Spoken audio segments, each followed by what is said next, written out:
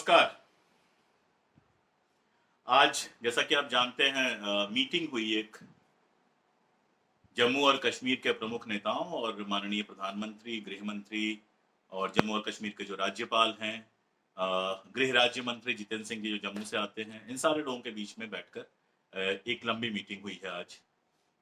ये मीटिंग की जब खबर आई, इस मीटिंग की जब खबर आई तब से ही ये चर्चा में है। मैंने बात की थी कि इस मीटिंग से क्या उम्मीद की जा सकती है और जैसा कि मैंने तब कहा था, इस मीटिंग में जो सबसे बड़ा मुद्दा बन के उभरा वो जम्मू और कश्मीर को स्टेटहुड वापस करने का मामला है। आप जानते हैं जब 370 हटाया गया था तो उसी समय जम्मू और कश्मीर से राज्य का दर्जा भी छीन लिया गया था। दो हिस्सों में बांटा गया था। जम्मू और कश्मीर को एक यूनियन टेरिटरी बनाया गया था, लद्दाख को एक अलग यूनियन टेरिटरी बनाया गया था और दोनों को यूनियन टेरिटरी बनाने का मतलब था कि जम्मू कश्मीर जो अभी तक राज्य है, वो राज्य का उनसे दर्जा छीन लिया गया। और तमाम सारे जो जम्मू और कश्मीर के नेता थे वो लगातार मांग कर रहे थे कि 370 को फिर से रिस्टोर किया जाए और साथ में स्टेटहुड वापस दिया जाए। मैंने आपको बताया था अपनी पार्टी, एक नई नई पार्टी बनी थी अल्ताफ बुखारी साहब के नेतृत्व में और उसने इसको अपना स्टेटहुड को अपना मुद्दा बनाया था। दरअसल इसका इशारा तो हमारे प्रधानमंत्री महोदय और हमारे गृह मंत्री महोदय ने पहले ही दे दिया था। कई बार ये बयानात आए कि सही समय पर राज्य का दर्जा वापस किया जाएगा। जब भी दो राजनीतिक पक्षों में या दो पक्षों में विवाद होता है, कुछ छीना जाता है, तो एक रास्ता छोड़ दिया जाता है। ये स्टेटहुड वापस करना, मुझे ऐसा लगता है कि ऐसा ही रास्ता था जिसको छोड़ा गया था कि जब जम्मू और कश्मीर के लोगों से बातचीत करनी हो, वहां के नेताओं से बातचीत करनी हो, तो उनको कुछ कम से कम दिया जा सके। और देखिए जम्मू और कश्मीर के नेताओं को भी तो जाकर राजनीति करनी है। तो 370 के मुद्दे पर तो इसलिए बात नहीं हो सकती कि एक तो भाजपा ने इसको इतना बड़ा मुद्दा बना दिया देश भर में कि इसका नाम लेते ही उसके समर्थक भड़क जाएंगे। दूसरा जो लीगल पॉइंट है वो ये है कि सुप्रीम कोर्ट के तहत चूंकि ये मामला है, जैसा कि आज बयानात में भी आया कि चूंकि सुप्रीम कोर्ट के तहत ये मामला है तो इस पर फिलहाल कोई बातचीत नहीं की जा सकती। सुप्रीम कोर्ट जो फैसला देगा वही फैसला मानने के लिए सारे पक्ष बाध्य होंगे। वो हमारे देश की सबसे बड़ी लीगल एजेंसी है। लेकिन जिस चीज पर कम लोगों का ध्यान गया होगा वो है डिलिमिटेशन का मामला। दरअसल जम्मू और कश्मीर में लंबे समय से डिलिमिटेशन की प्रक्रिया चल रही है। बहुत विस्तार में न जाते हुए मैं आपको यह बताऊं कि डिलिमिटेशन का मतलब हुआ कि विधानसभाओं की जो बाउंड्री है और नंबर ऑफ सीट्स जो है वो दोबारा से तय करने की बात चल रही है। ये एक प्रक्रिया होती है जो समय समय पर चलती रहती है। अभी स्थिति यह है कि कश्मीर में विधानसभा की अधिक सीट्स हैं, जम्मू में कम सीट्स हैं। इसके चलते आजादी के बाद से अब तक जम्मू और कश्मीर का मुख्यमंत्री वही बनता है जो घाटी में अधिक सीटें जीतने में सफल होता है। और आप देखिए भाजपा या इसकी समर्थक जो पार्टियां हैं उनका जो आधार है वो जम्मू में तो है, घाटी में उनका कोई खास आधार नहीं बन पाया है तमाम सारी कोशिशों के बावजूद। जब ये डिलिमिटेशन की प्रक्रिया शुरू हुई तो पीडीपी, एनसी और घाटी के जो भी प्रमुख नेता हैं सबने ये सवाल उठाया और सबने ये शक जाहिर किया कि ये डिलिमिटेशन इसलिए हो रहा है कि जम्मू में सीटें बढ़ा दी जाए और कश्मीर की सीटें घटा दी जाए ताकि राजनीतिक तरीके से जम्मू प्रभावी हो जाए। क्योंकि अगर ऐसा होगा तभी भारतीय जनता पार्टी या उसकी समर्थक जो पार्टियां हैं वो जम्मू और कश्मीर के राज्य पर कब्जा कर पाएंगी, उसके विधानसभा में बहुमत ला पाएंगी। इसको लेके कश्मीर के लोगों में भी और कश्मीर के जो राजनीतिक दल हैं उनके बीच में भी काफी सारा गुस्सा भरा हुआ है और काफी सारा असंतोष भरा हुआ है।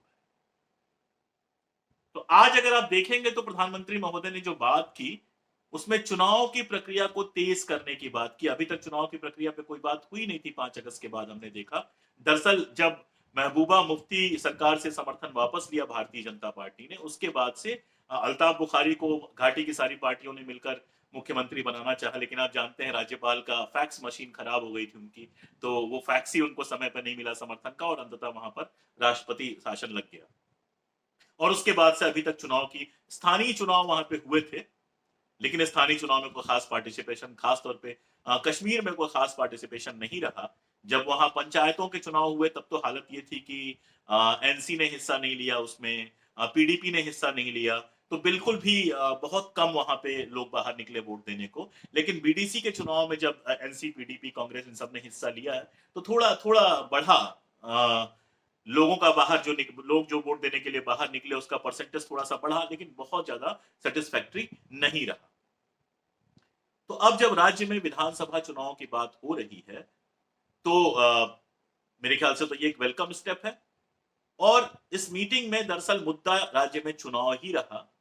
उसके लिए ये आश्वासन दिया गया कि अगर राज्य में चुनाव, मुझे ऐसा लगता है कि अगर राज्य में चुनाव सही तरीके से ठीक-ठीक समय पे हो जाते हैं, तो ये स्टेटहुड जो है वो वापस कर दिया जाएगा और इसके लिए डीलिमिटेशन की प्रक्रिया में सहयोग मांगा गया। महबूबा मुफ्ती ने भी बाहर निकलकर, मीटिंग से बाहर निकलकर यही कहा कि मीटिंग सकारात्मक रही। बाकी भी मैं देख रहा था, मुज़फ़्फ़र बेग साहब और बाकी लोग पॉजिटिव कह रहे थे। लेकिन मुझे लगता है कि डीलिमिटेशन के मामले में सबको साथ में लेने के लिए केंद्र सरकार को घाटी की पार्टियों की भी सुननी पड़ेगी। और बहुत संभव है कि डिलिमिटेशन के बाद भी जम्मू और कश्मीर की सीटों में बहुत ज्यादा फर्क ना रहे।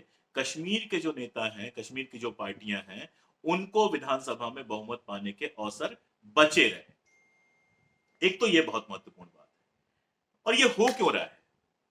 अभी सुहासिनी हैदर का कल लेख में पढ़ रहा था और मुझे ऐसा, अभी तालिबान तालिबान के साथ बातचीत की बात भी सामने आई है कि भारत सरकार ने तालिबान के साथ बातचीत की है।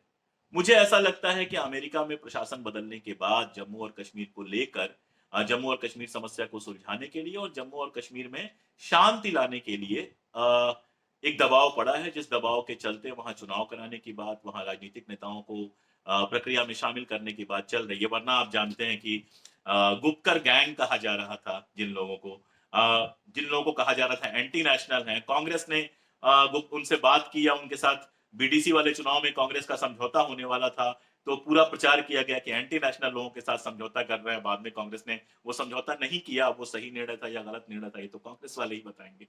लेकिन जिस गुपकर गैंग को कल तक देशद्रोही कहा जा रहा था, आज उस गुपकर गैंग से अगर बातचीत हो रही है, तो मैं तो इसका स्वागत करता हूं। मैं तो शुरू से इस बात को कहता रहा हूं कि कश्मीर में जो पॉलिटिकल रिप्रेजेंटेटिव्स हैं, जो संविधान को हमारे मानते हैं, जो विधानसभा चुनाव में हिस्सा लेते हैं, कम से कम उनके साथ तो नियमित बातचीत होनी चाहिए। और मुझे लगता है कि आज की बातचीत शुरुआत है। ये खुली बातचीत है, जिसके बारे में हम सबको पता चला। इसके बाद भी अलग-अलग चैनल से बातचीत लगातार चलती रहेगी। और मुझे ऐसा लग रहा है कि इस साल के अंत तक कश्मीर में चुनाव की घोषणा की जा सकती है। और डीलिमिटेशन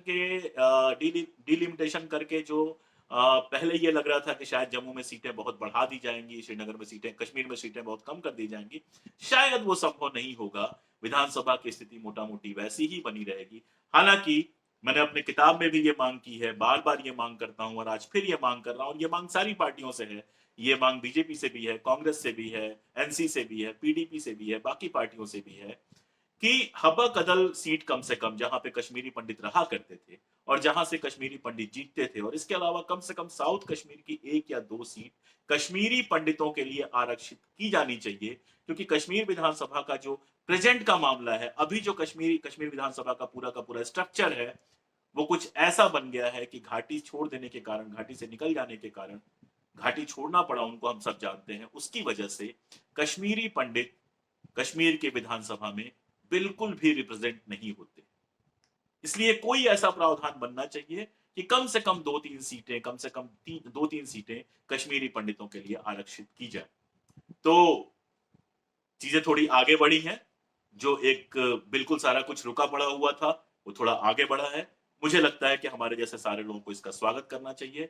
और मुझे लगता है कि जल्दी ही कश्मीर में चुनावी प्रक्रिया शुरू होगी और शायद हमारे शासकों को ये एहसास हो कि बिना बातचीत के कश्मीर समस्या का कोई स्थायी समाधान निकाला नहीं जा सकता है। बस इतनी छोटी सी बात। कल सुबह हाजिर हो रहा हूं मैं आपके सामने कश्मीर के इतिहास पर जो मैं सीरीज कर रहा हूं, उसका दूसरा पार्ट लेकर। बहुत शुक्रिया।